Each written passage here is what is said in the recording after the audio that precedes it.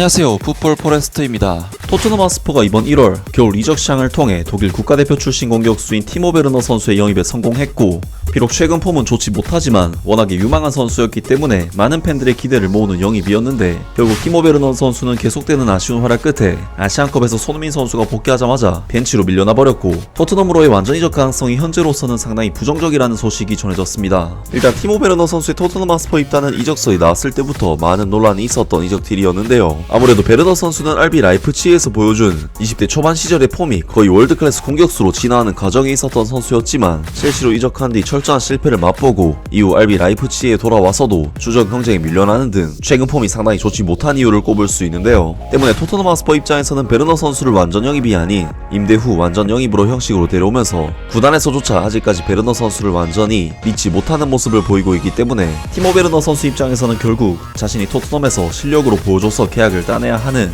베르너 선수 스스로에게는 그야말로 축구 인생의 터닝 포인트가 될 수도 있는 굉장히 중요한 시즌입니다. 그리고 티모 베르너 선수는 토트넘으로 이적하자마자 맨체스터 유나이티드와 브렌트포드를 상대로 2경기 연속 어시스트를 기록하면서 순조롭게 팀에 적응하나 싶었지만, 이후 이어진 경기에서는 이렇다 할 임팩트를 보여주는데 실패하고 말았고, 특히 고질적인 문제점인 마무리 부분에 있어서는 다시 한번 실망스러운 결정력을 드러내고 말았는데요. 물론 티모 베르너 선수는 조력자로서의 역할에 있어서는 준수한 모습을 보이고 있긴 하지만, 결국 공격수로서의 경기 판도를 뒤집을 만한 한 방이 없다는 부분이 치명적인 단점이 아닐까 싶고, 아시안컵에서 복귀한 손흥민 선수는 30분을 교체로 뛰고도 경기를 뒤집는 모습을 브라이튼전에서 보여줬기 때문에 그러한 부분에서 차이는 결국 크다고 할 수 있는데요. 결국 티모 베르너 선수는 손흥민 선수가 선발 라인업에 복귀를 하자마자 벤치로 밀려나고 말았는데, 그런 와중에 기브미 스포츠에서 전해온 소식에 의하면 티모 베르너 선수의 토트넘 하스퍼 완전 이적 가능성이 상당히 낮아지고 있다는 소식이 전해졌습니다. 토트넘 하스퍼의 스타 티모 베르너의 하스퍼에서의 미래는 RB 라이프치히에서 임대로 합류한 지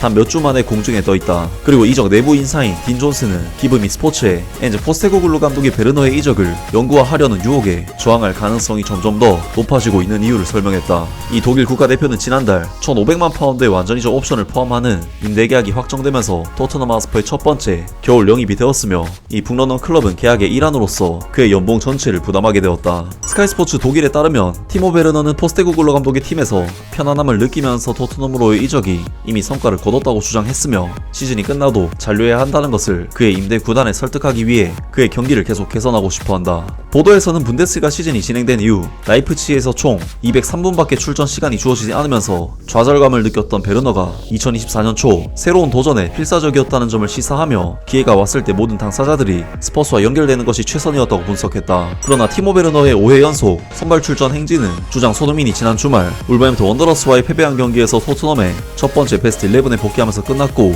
통계에 따르면 그는 프리미어리그에서 한국 대표팀 선수인 손흥민이 보여준 스탯과는 비교하기가 어려울 것으로 보인다.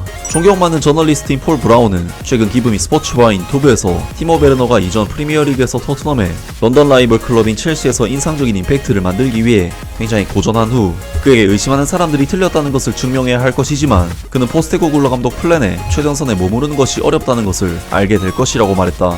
토트넘은 27세의 이 선수를 영입하기 위한 치열한 경쟁을 펼쳤었는데, 맨체스터 유나이티드는 그가 라이프치히에서 경기 시간이 부족하다는 사실을 알고 관심을 보였었고, 아스톤 빌라에서도 임대를 고려한 것으로 알려졌다. 티모 베르너에 대한 아우성은 첼시 셔츠를 입은 그의 고군분투에도 불구하고 나왔는데, 그는 블루스에서 89경기에 출전하여 23골에 그쳤고 2022년 8월 RB 라이프치히로 2,530만 파운드에 이적하면서 결국 고국으로 돌아갔다. 딘 존스는 토트넘이 여름 이적 시장 개막을 앞두고 새로운 윙어 옵션 추가를 우선시하고 있다는 것을 알고 있으며, 포스테코글루 감독은 히샬리송과 손흥민이 중앙 역할을 놓고 싸우는 것에 만족한다고 판단한 후 더 많은 경쟁을 원하고 있다. 이 명성있는 기자는 스퍼스의 계획이 베르너를 영입했을 때 주급 16만 5천 파운드를 충당하기로 합의했음에도 불구하고 티모 베르너의 미래를 의심하게 만들었다고 믿고 있으며, 시즌이 끝나면 그가 원소속 팀인 라이프치히로 돌아갈 가능성이 점점 더 커지고 있다. 라면서 토트넘 하스퍼가 야심차게 영입한 티모 베르너 선수의 토트넘 완전 이적 가능성이 상당히